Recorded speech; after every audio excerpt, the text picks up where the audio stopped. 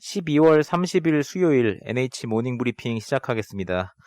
첫 번째 순서로 1월 투자 전략 중에서 국내 이슈 파트 발표가 있겠습니다. 노동길 위원 발표해 주세요. 네, 안녕하십니까. 국내 이슈 발표드리겠습니다. 최근 외국인 투자자들의 우리 국내 주식시장 현물 순매수 속도가 좀 줄어들고 순매도로 바뀌게 되면서 이에 우려감을 갖는 투자자분들이 많으신 것 같습니다.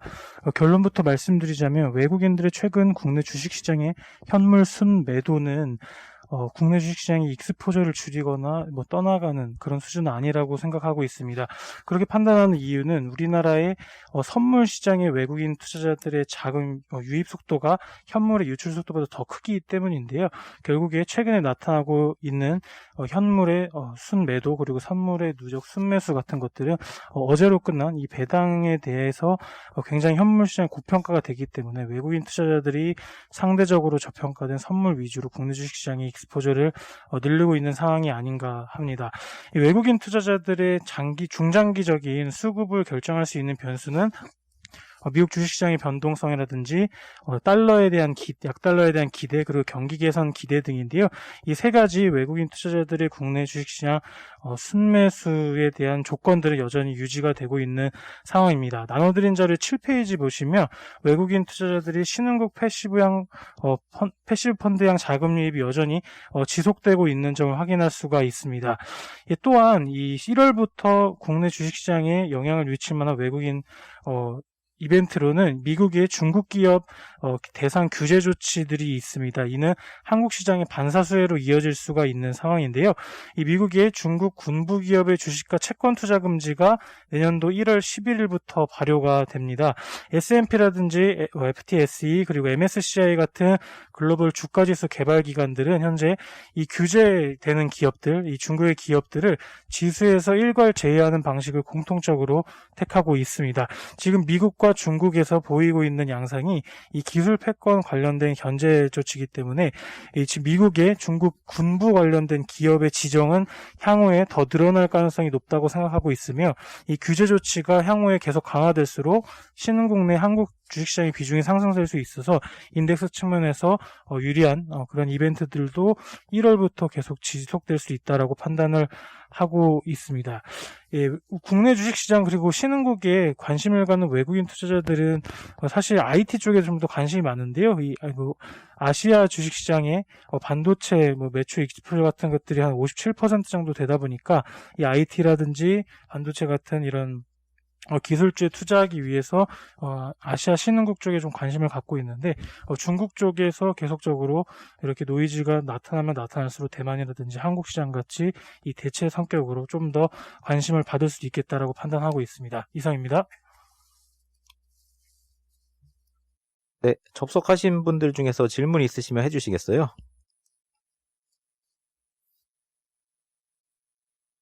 네, 질문 없으시면 산업기업 분석으로 넘어가겠습니다. 디스플레이 산업 발표해 주세요. 2021년 LCD 패널 가격 전망입니다. 저는 21년 LCD 패널 가격은 상고하저 흐름을 보일 것으로 전망을 합니다. 1분기 패널 가격은 이제 4분기 상승세가 이어질 것으로 이제 보는데요. 유리기판 공급 감소 영향이 집중될 것으로 예상하기 때문입니다. 지난 12월 10일에 발생한 일본 유리기판 업체인 애니지의 타카츠키 일본 공장 정상화 시점이 내년 1분기 말로 이제 예상하고 있기 때문에 내년 1분기에는 이 유리기판 공급 감소 영향이 아마 수급에 좀 집중될 가능성이 있다라고 이제 볼 수가 있을 것 같고요. 2분기에는 유리기판 공급 정상화로 패널 수급이 이제 정상화될 것으로 보고 있기 때문에 가격 상승을 이제 저지할 가능성은 이제 높다라고 이제 보고 있습니다. 3분기부터는 패널 가격이 이제 하락할 것으로 이제 전망을 합니다. 중국 패널 업체들의 이제 증설 효과가 집중될 것이기 때문에 패널 공급량이 이제 크게 증가할 것으로 저희 전망을 합니다. 그래서 그림 2번 보시는 것처럼 글로벌 패널 수급은 하반기로 갈수록 공급 가액률이 이제 높아질 것으로 저희는 전망을 합니다. 향후 LCD 패널 시장에서 주인공은 저희는 중국일 것으로 이제 보고 있고요. 생산시설 보유 수에서도 중국이 가지고 가는 비중도 계속 확대될 것으로 이제 보고 있는데 특히 8세대 이상 생산 설비에서 중국 업체들의 비중은 올해 63% 정도였는데 내년에는 68%, 22년에는 78%까지 이제 확대될 것으로 이제 전망을 합니다. 또한 중국 패널 업체들은 이번 유리기판 공급 이슈와는 이제 무관하기 때문에 LCD 패널 시장 점유율을 확대할 수 있는 이제 절호의 기회이지 않을까라고 이제 보고 있고요. 그림 6번 보시는 것처럼 LCD TV 패널 시장에서 중국 업체들의 점유율은 이미 50%를 넘었고요. 1분기에 60%까지 이제 확대될 가능성 높다라고 저희 전망을 하고 있습니다. 앞으로 국내 패널 업체들이 LCD 시장에서 가지고 가는 영향력은 지속 약화될 것으로 보고 있습니다. 이상입니다.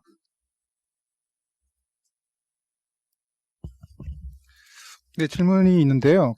내년도에 뭐 스포츠 이벤트들이 실행될 수 있을지는 모르겠지만, 하계 올림픽이 내년도 뭐 일본에서 다시 뭐 개최가 된다던가, 그리고 2021년도 2월에는 또 중국에서 동계올림픽도 예정이 있잖아요. 혹시 이런 이벤트가 실제로 만약에 예정대로 치러지게 된다면은 패널 가격에 영향을 미칠까요? 중국 업체들이 이미 이제 성 단위로 해서 중국의 이제 주요 도시별로 해서 생산 거점을 거의 다 이제 구축이 다 완료가 됩니다. 내년 말을 이제 기점으로 하면요. 근데 이제 주로 올리고 있는 공장이 이게 축구장 크기의 이제 큰 공장이다라고 이제 놓고 볼 수가 있습니다. 그렇기 때문에 거기서 쏟아져 나오는 이제 패널 수량 자체는 어마어마하게 이제 많을 가능성이 이제 높아서 지금은 제 생각에는 이제 수요보다는 공급이 훨씬 많을 가능성이 높아서 뭐 패널 가격이 올해와 같은 특수한 효과로 인해서 계속 상승세를 이어갈 가능성은 높다라고 보고 있지는 않습니다. 네, 다음은 휴대폰 IT 부품 산업입니다. 네, 글로벌 11월 판매도 감소세를 좀 기록을 했습니다. 지금 아이폰 12 시리즈가 판매가 되게 좋은데도 불구하고 중국 업체들이 이제 부품이 좀 부족한 상황이 좀 이어지면서 생산 둔화로 이어진 게 좀 주요 원인이라고 보고 있고요. 공급 부족 같은 경우는 내년 상반기부터 조금씩 이제 해소가 될 것으로 보고 있고, 국내 관련해서 이제 지금 부품이 부족한 업체들 위주로 좀 수혜가 있을 것으로 예상을 하고 있습니다. 지역별로는 인도를 제외한 전 지역에서 좀 이제 판매 감소세가 기록을 했고요. 근데 이제 중국 같은 경우는 전월에 비해서는 소폭 좀 이제 전년비 대비해서 감소폭이 좀 줄어들었습니다. 수요 영향도 분명히 이제 코로나 때문에 계속 있지만 아까 말씀드린 것처럼 일부 부품 공급 부족의 영향이 좀 큰 것으로 보고 있는데요. 지금 이제 가장 큰 영향을 받는 이제 부품들이 AP, 모뎀칩 같은 이제 반도체 쪽이고요. 그다음에 이제 PMIC, 그러니까 전력 반도체라고 하는 PMIC나 MLCC 같은 이런 범용 부품도 지금 쇼티지 상태에 있습니다. 그래서 생산을 늘리고 싶어도 지금 충분히 늘릴 수가 없는 상황이고, 이게 이제 공급량 부족으로 좀 이어져서 수요까지 좀 영향을 주고 있는 것으로 보고 있습니다. 업체별로는 삼성전자는 이제 전년 대비해서 조금 이제 빠졌고요.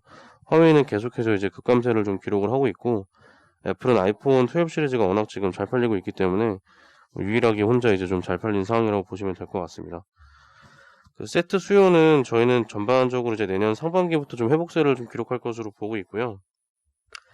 아까 말씀드린 것처럼 지금 부품 쪽에서 공급 부족이 계속 심화가 될 가능성이 있기 때문에 이런 관련 업체들을 좀 봐야 된다고 보고 있습니다. 대표적인 게 삼성전기, 이제 삼성컨덴서 같은 MLCC 업체들이 있고요. 그다음에 PI 필름 만들고 있는 PI 첨단 소재, 그다음에 이제 칩저항기라고 하는 수동 부품 만드는 아비코전자, 이런 업체들이 수혜를 좀 입을 것으로 예상하고 있습니다. 네, 이어서 신재생 에너지 산업 발표해 주세요. 네, 어제 제5차 신재생 에너지 기본 계획이 확정됐고요. 해당 계획은 2034년까지의 보급, 이용, 사용 계획들이 종합적으로 들어있는 가장 신재생 에너지 기본 계획이다라고 보시면 될 것 같습니다. 이번 정책에서는 사실 엄청 특별하다라기보다는 2050년까지 탄소 중립이라든가 한국판 그린 뉴딜에서 힌트를 줬었던 것들이 더 구체화됐다는 거에 좀 큰 의미가 있을 것 같고요. 세부적인 내용을 좀 말씀을 드리면, 일단 가장 숫자가 좀 바뀐 거는 34년까지 신재생 에너지 비중이 25.8%로 기존 30년 21.6%에서 상향 조정이 됐다. 두 번째는 25년까지 중기 설치량이 30기가와트에서 42기가와트까지 상승 조정됐다.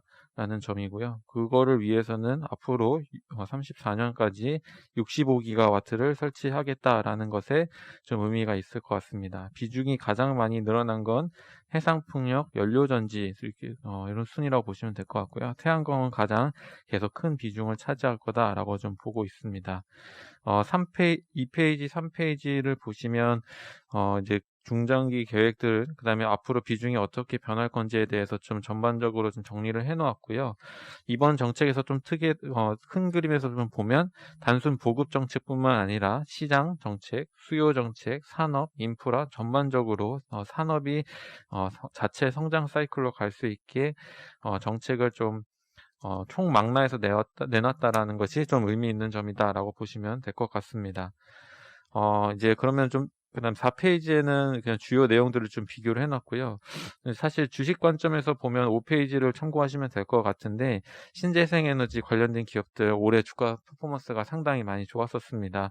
이런 정책들 모멘텀이 역대급으로 집중됐기 때문이고요. 내년도에는 정책이 다소 큰 그림의 정책보다는 세부적으로 정책이 구체화되는다는 그런 부분이 계속적으로 이어질 것으로 좀 보고 있습니다. 정책이 가장 중요하기 때문에 국내 시장에서 앞으로의 정책이 뭐가 나올 수 있겠냐라고 보면 첫 번째로는 이제 수소 생태계 구축이나 강화를 위한 HPS, 수소 발전 의무화 제도가 도입될 거로 보고 있고요. HPS가 도입이 되면 수소는 국내 지금 태양광이랑 풍력과 경쟁하는 구도에서 벗어나서 자체 시장이 열린다는데 좀 의미가 있을 것 같고요. 두 번째로는 이제 전기사업법 개정을 통해서 전력 소비자와 발전 사업자를 연결해 준다.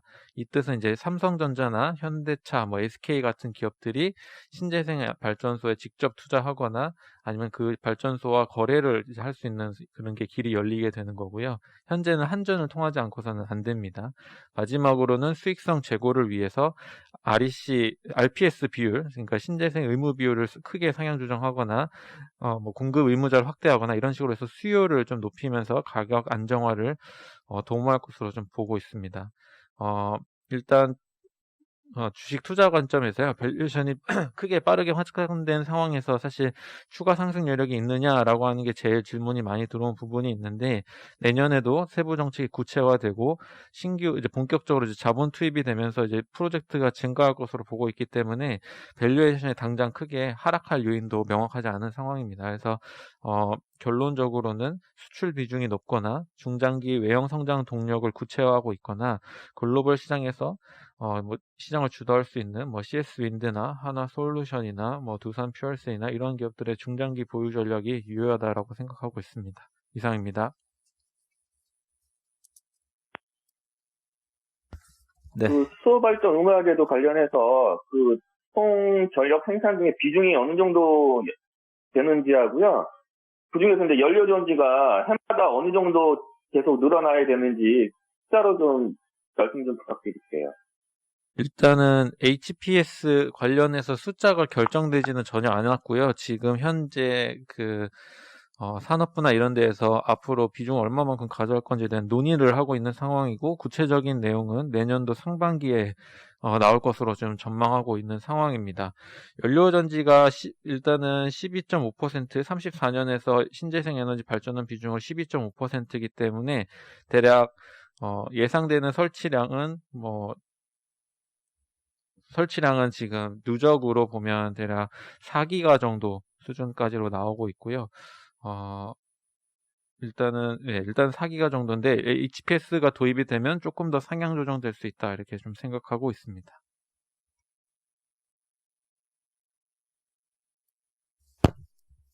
네, 추가 질문 없으시면 이어서 드림텍 발표해 주세요. 네, 드림텍 말씀드리겠습니다. 드림텍 같은 경우는 제가 올해 6월에 요걸 좀 추천을 드렸고, 추천드리고 좀 급등을 좀 했죠. 그리고 이제 다시 이제 제자리로 좀 돌아온 상황인데, 업데이트를 드릴 거고, 내년에 21년에 실적 개선이 좀 잘 나올 것 같아서 한번 좀 관심 있게 보고자 해서 자료를 썼습니다.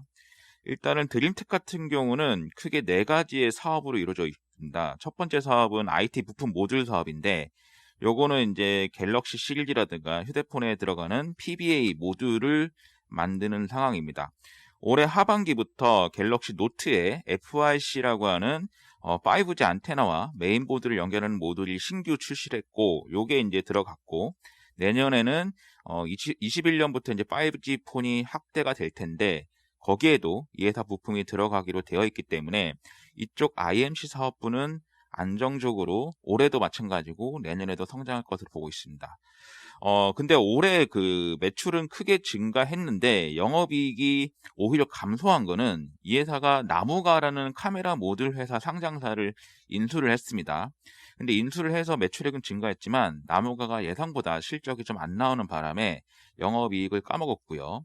그 다음에 자동차 쪽 사업부가 이 회사가 LED 램프를 하는 사업이 있는데, 이 LED 램프 사업도 자동차가 코로나 때문에 업황이 안 좋고 중국 현대차 공장이 셧다운을 하면서 적자가 발생한 걸로 추정됩니다. 그래서 올해는 영업이익이나 이런 것들은 나무가와 자동차 쪽 때문에 그렇다라고 보시면 될 것 같아요.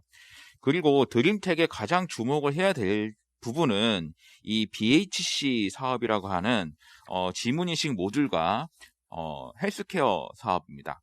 일단 지문인식 모듈은 이 회사가 갤럭시 A라든가 갤럭시 C 저가 시리즈에 이제 지문인식 모듈이 들어가는데, 주목해야 될 점은 갤럭시 폴드하고 갤럭시 플립과 같은 폴더블 폰에는 이 회사가 독점으로 지금 공급을 하고 있다는 점입니다. 아직 수요는 작아서 이 회사 전체 매출액에 미치는 영향은 작지만, 뭐 아시겠지만 내년부터 또 이런 시리즈들이 종류가 많이 늘어나지 않습니까? 그래서 이쪽에 대한 이런 것들 이슈가 충분히 될 것으로 보고 있고, 그리고 가장 주목해야 될 점이 이제 헬스케어 부분인데, 이제 이게 급등했다가 빠진 게 이제 무선 신전도 패치에 대한 기대감, FDA 승인 기대감이 있었는데, 요게 지금 아직까지 안 났습니다. 그래서 실망 매물이 좀 나온 상황이고, 그렇지만 이게 FDA 승인이 떨어진 게 아니라 FDA 승인이 아직 지연되고 있는 상황이기 때문에 기대감은 아직 유효하다라고 보고 있습니다.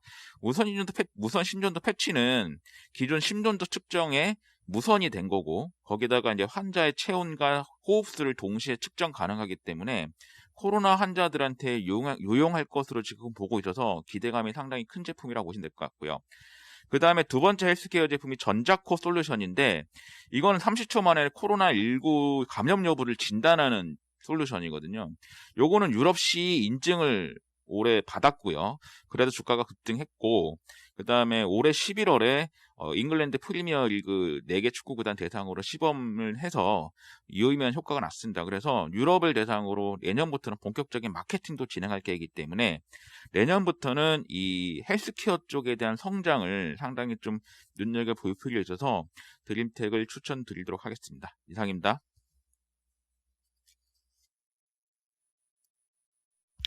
네, 질문 없으시면 크레딧 전략으로 넘어가겠습니다. 질문 드리겠습니다. 예, 말씀해 질문 주세요. 드리겠습니다. 드림텍 전자코 솔루션 같은 경우에 지금 미국 쪽으로도 아마 좀 계약이라든지 이런 내용이 나오는 걸로 알고 있는데, 혹시 관련해서 코멘트 좀 부탁드리겠습니다. 네, 일단은 전자코 솔루션 같은 경우는 유럽시 인증은 이미 획득을 해서 영국 쪽에서 이제 시범 운영을 했고요. 미국 쪽 같은 경우는 지금 FDA 승인 신청을 해놓은 상황입니다. 그래서 그것도 승인 절차가 진행 중이기 때문에 이게 코로나19를 30초 만에 진단하는 거기 때문에 아마 빠르게 승인 나지 않을까 좀 기대를 하고 있습니다. 그래서 내년에는 그런 FDA 승인도 기대해볼 만한 모멘텀이다라고 보시면 될 것 같습니다. 아직까지는 매출이 미국 쪽에서 발생하고 그런 상황은 아닙니다. 폴더블 폰에 그 정전식이 계속 적용되고 있는 거는 기술적인 문제 때문에 그런 건가요? 광학식으로 바뀔 가능성은 없나요? 일단은 이거는 기술적인 문제라기보다는 폴더블 폰의 구조적인 편리성 이런 것 때문인데, 예를 들어서 우리 이제 그 폴더블 폰을 잡을 때 펼쳐야 되니까 옆면을 펼쳐야 되니까 지문인식이 전면에 있으면 불편해요. 펼쳐야 되니까. 그래서 이거를 오른손 엄지손가락에 접점되는 부분, 옆부분, 우리 보통 스마트폰의 볼륨이나 전원 버튼 있는 부분이 자연스럽게 엄지손가락이나 집게손가락이 딱 접촉이 되잖아요. 그러니까 이제 펼치면서 지문인식이 해제가 되는 요런 걸로 가는데 그게 이제 적정하게 할 수 있는 게 정전식이라는 거죠. 강학식 같은 경우는 그게 넓이가 맞지가 않거든요. 그래서 얇게 들어가야 되기 때문에 정전식으로 지금 현재는 폴더블 폰에서는 적용이 되고 있는 상황입니다. 네, 다음은 크레딧 전략 발표해 주세요. 네, 크레딧 월보이고요. 국내외 크레딧 시장 같은 경우에는 12월에도 하위 등급 위주로 강세를 보이고 있습니다. 저희는 1월에도 이 강세가 지속될 것으로 판단하고 있는데요. 보통 이제 매년 1월에는 기관들의 자금들이 집행이 되고 그 와중에 올해 같은 경우에는 정책 지원까지도 지난해에 이어서 올해도 이어지는 점, 그 다음에 백신 접종에 따른 경제 회복세 뭐 이런 것을 감안했을 때는 1월에도 강세가 이어질 것으로 판단하고 있습니다. 다만 이제 상위 등급이라던가 미국 투자 등급 같은 경우에는 지금 수익률이 역사적 저점까지 내려와 있는 상태이거든요.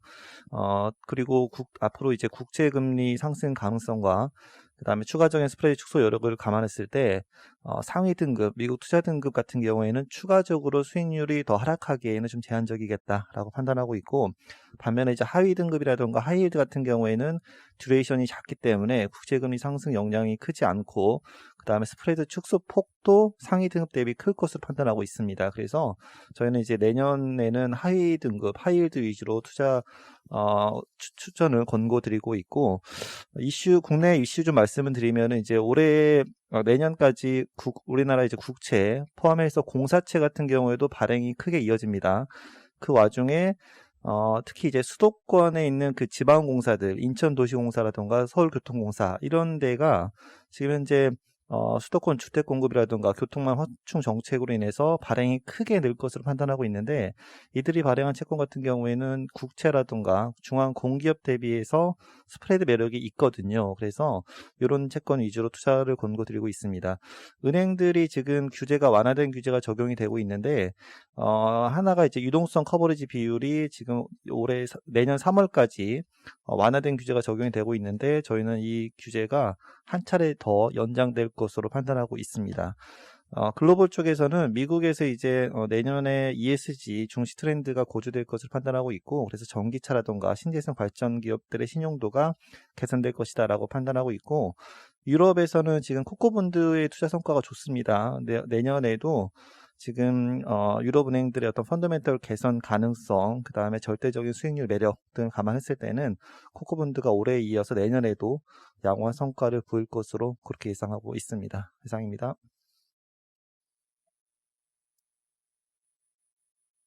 네, 이어서 크레딧 코멘트 발표해 주세요. 네, 그 컴캐스트 관련 코멘트 말씀드릴게요. 컴캐스트는 이제 미국 대표 통신업체 중 하나고 신용등급은 A- 보이고 있습니다. 잔액 기준으로 미국에서 이제 가장 많이 차지하는 섹터가 회사채 잔액 기준으로 은행이고, 그 다음에 이제 통신 기업이거든요. 그래서 가장 이제 회사채 잔액이 많은 기업 중에 하나다라고 보시면 될 것 같고, 이 회사가 어떤 회사인지에 대해서 좀 생소하실 수 있어서 설명을 드리자면은 한국 비교 기업으로는 SK 브로드밴드 라고 보시면 될 것 같습니다. 이제 인터넷하고 IPTV, 전화 요거를 같이 번들로 묶어서 판매하는 기업이고요. 미국 같은 경우에는 지금 현재 컴캐스트하고 차터 이 두 기업이 미국 인터넷 가입자 중 절반 이상을, 거의 3분의 2 가까이를 차지를 하고 이제 과점적 지위를 누리고 있습니다. 이로 인해서 좀 도심 지역이 아닌 경우에는 이제 경쟁이 좀 떨어지면서 미국의 이제 좀 소비자들이 느린 인터넷을 쓰고 있고 만족도가 가장 낮은 산업이라고 보시면 될 것 같습니다. 그래서 좀 신규 사업자 진입 시 좀 기존 가입자 이탈이라던가 신규 가입자를 빼앗기는 상황이 발생할 수 있을 것으로 보이고요.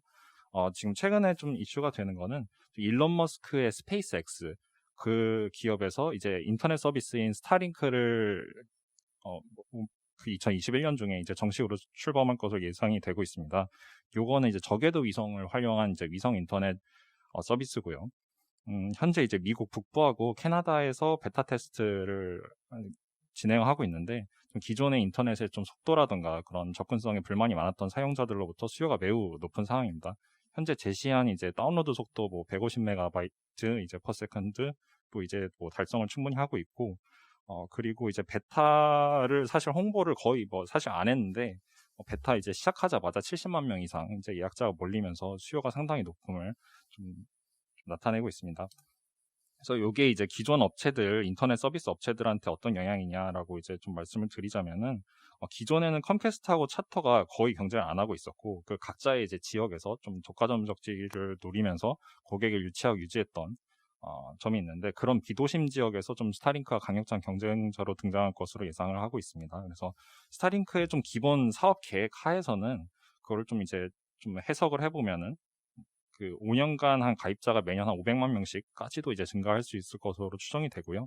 미국 중심으로 좀 500만 명씩으로 좀 증가를 한다고 하면은, 물론 글로벌 기준이긴 하지만 미국 중심으로 더 많이 증가한다고 하면은, 그러면 사실 컴캐스트나 기존 사업자들은 좀 가입자 유치라든가 실적 성장에 좀 이슈가 생길 것으로 예상을 하고 있습니다. 그래서 2021년에 스타링크가 정식 출시된다고 하면은 좀 컴캐스트 회사채에 좀 약세가 예상이 되고요. 그래서 좀 이게 좀, 네, 회사 약세가 예상이 됩니다. 그래서 좀 권고드리는 바는 현재 이제 신용 등급이 사실상 같고, 그리고 인접 산업에 있는 버라이즌 무선통신사로 이제 좀 교체하는 거를 권고드리고요. 금리도 이제 버라이즌이 조금 살짝 더 나오는 상태래 가지고 이게 현재로서는 좀 더 좀 안전적인 선택이다라고 말씀드릴 수 있을 것 같습니다. 이상입니다. 네, 질문 없으시면 이상 오늘 준비된 자료 발표를 마치도록 하겠습니다.